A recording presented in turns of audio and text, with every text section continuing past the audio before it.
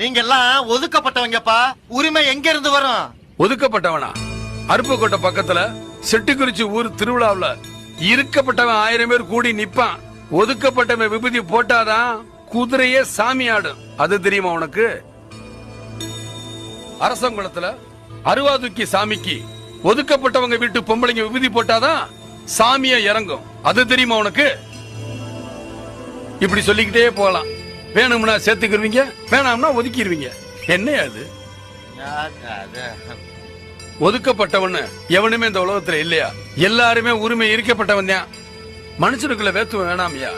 உன் சோத்துக்கு நட்ட நெல்லு, குடிக்கிற தண்ணி எவன் பார்த்து கொடுத்தது தெரியுமா?